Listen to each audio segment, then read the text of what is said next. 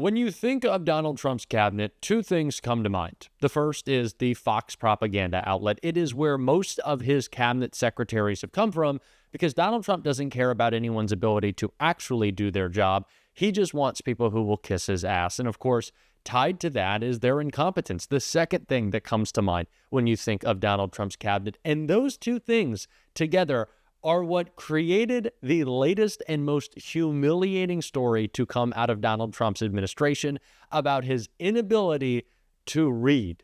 Yes, you are hearing me right, because he is not able to see and think correctly. We're going to get into this humiliation that came out of a leaked report. But before we do, if I could quickly ask you to leave a like on this video. And if you haven't already and you enjoy our channel, to hit that subscribe button. It goes a long way, and it really does mean a lot to me. Now, before we are able to get into this leaked report that was a result of the incompetence of Tulsi Gabbard, I want to hear a little bit from her that led to this. And we can see that with this clip right here. Familiar with the ODNI's classification guidance? I'm familiar I've with actually it. got a copy right here. If I read you a part of that guidance, I wonder if you could tell me what the level of classification indicated is. I'm reading from your classification guidance. And the criteria is information providing indication or advance warning that the U.S. or its allies are preparing an attack. Do you recall what your own guidance would suggest that be classified? I don't have the specifics in front of me, but it would point to what was shared would fall under the DOD's classification system and the Secretary of Defense's authority. So let me help you, because there's a very clear answer. And what is not. I guess you don't have it, but information providing, this is the ODNI guidance, information providing indication or advance warning that the U.S. or its allies are preparing an attack should be classified as top secret. Do you disagree with that? I don't disagree with that. I just point out that the DOD classification guidance is separate from the ODNI's classification guidance. Do you think it would be materially different? Ultimately, the Secretary of Defense holds the authority to classify or declassify. Do you think it's likely that DOD guidance is materially different from what I just read? I haven't reviewed the DOD guidance, so I can't comment.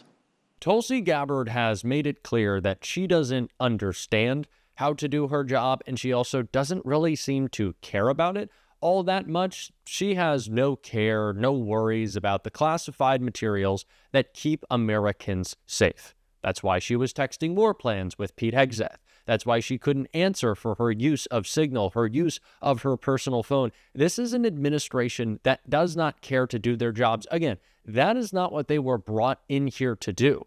Tulsi Gabbard's job, as the same with Pete Hegseth and Kristi Noem, Kash Patel, is to kiss Donald Trump's ass and make publicity stunts. And that is all they are tasked with doing. Now, when they do those publicity stunts, they are often backfiring, which is part of the reason this leaked report came out. But before we get into it, we need to see the focus of Tulsi Gabbard that allowed this report to come out. Just take a look at what she had to say on Fox. On that foremost mission. They're obviously the DEI stuff that has been a huge distraction. I've had employees come and talk to me and say they were expected to spend half of their day within the intelligence community focused on DEI work. So if you can imagine, when we have intelligence professionals and analysts whose mission it is to make sure that the president has relevant, timely, apolitical, objective intelligence to make his decisions by, but in the last administration, they're told, you got to spend half your day on DEI work, we can understand why the capabilities in some cases were so degraded. Well, you have, without DEI, you got free time to do what everyone's supposed to be doing. Great to see you. So much like Pete Hegseth, instead of actually worrying about running her agency, running her department, what is Tulsi Gabbard focused on? She's focused on the culture war. She's focused on fighting the battles against DEI. Tulsi, how do you have your job?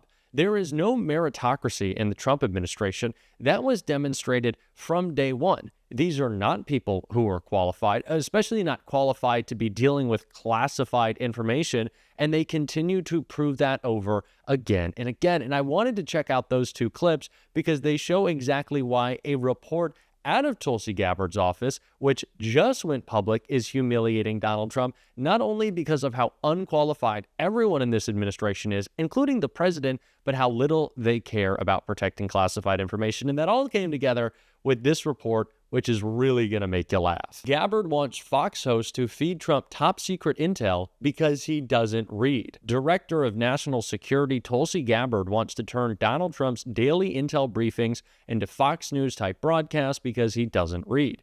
Gabbard is hoping to add animations and more dynamic multimedia elements to Trump's presidential daily briefings, or PDBs, to fit his viewing habits and hold his attention, 5 people with knowledge of the discussions told NBC News.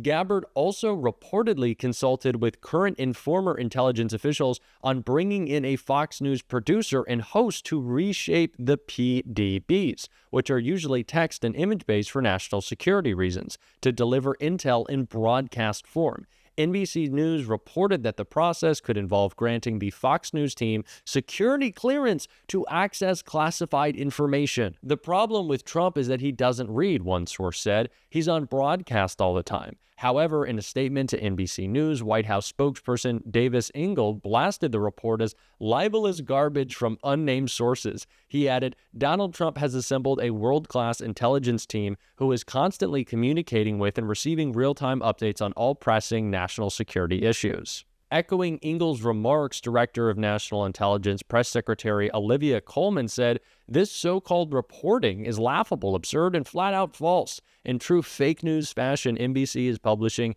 yet another anonymously sourced false story. PDBs are crucial decision-making tools for sitting presidents, but Trump has only taken the briefings 14 times as of May, less than once a week on average. NBC News reported the average is less than that of predecessors Joe Biden, Barack Obama, who took 90 and 63 PDBs respectively in the same time frame. In his first term, Trump took 55 PDBs by May.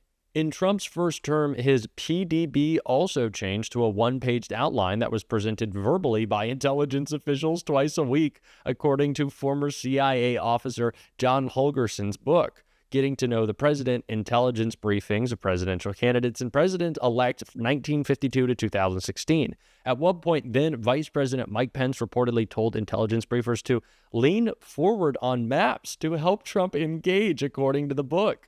Unclassified information released by the CIA's in-house academic center in 2021 found that intelligence officials had struggled to brief Trump in his first term in 2016, with only limited success in educating the president, CNN reported. So not only are we discovering something that we already knew, that our idiot president doesn't know how to read, but also Tulsi Gabbard is considering handing over top secret intelligence briefings to the Fox propaganda outlet so they can package a childlike television program full of animation and sparkles and fun times for Donald Trump to be able to pay attention. Are you serious? What point have we come to in the politics of cognitive decline coverage? Well, the mainstream media focuses on Joe Biden, who's out of office, but refuses to cover the fact that Donald Trump's brain is actively melting to a point in which he needs Cocomelon-style intelligence briefings to focus, and they don't want to say a word about it. This is a new level of absurdity. How do we have the dumbest member of our country running it? Unable to read, understand information, and act on real-time intelligence briefings. What is the state of this country right now? This is insanity.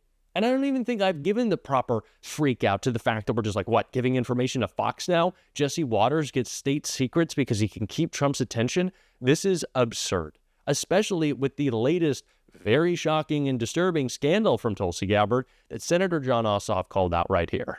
A lot going on that I don't think always gets enough attention. I mean, because last week we saw a declassified memo from U.S. intelligence that directly contradicted the Trump administration's reasoning for invoking the Alien Enemies Act in order to, of course, deport alleged Venezuelan gang members. And then today, we learned that Trump's DNI chief fired the leaders of the intelligence group that wrote that assessment. What do you make of punishing officials like that and all of that behavior? And by the way, leaked the alleged justification for the firing to Fox News, but did not notify the intelligence committees in the House or Senate, Not at all. where they have a statutory obligation to notify us.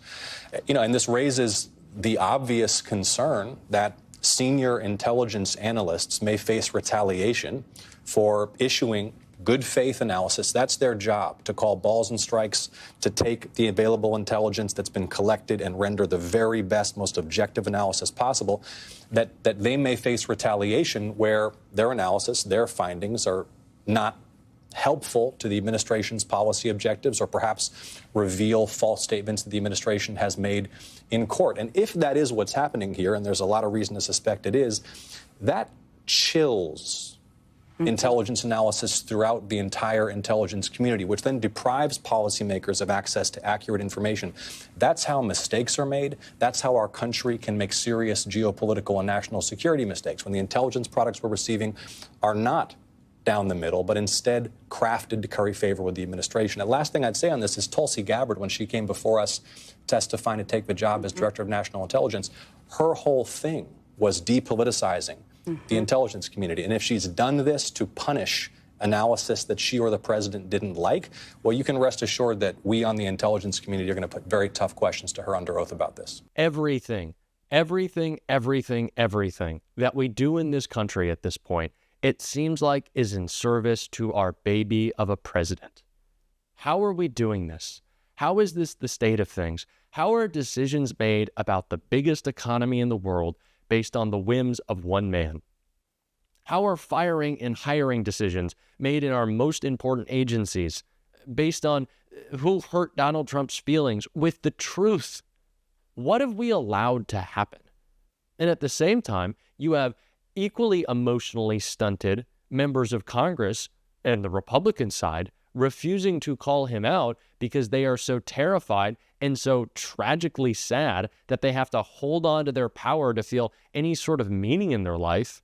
I'm just like armchair psychologizing here, but these people are embarrassing. It is embarrassing. We talk about this so often. This story is gross and it's sad and it's scary for a whole host of reasons because the damage it could do to our country. But let's just be real here, people. It is also embarrassing that this is our president and this is who is running our national security. Tulsi Gabbard. Tulsi Gabbard. What are we doing? And that's your meritocracy. That's your meritocracy, folks. We're getting rid of DEI because Tulsi Gabbard is focused on making sure that Donald Trump has fun times with his intelligence briefings. I've had enough. This is too much.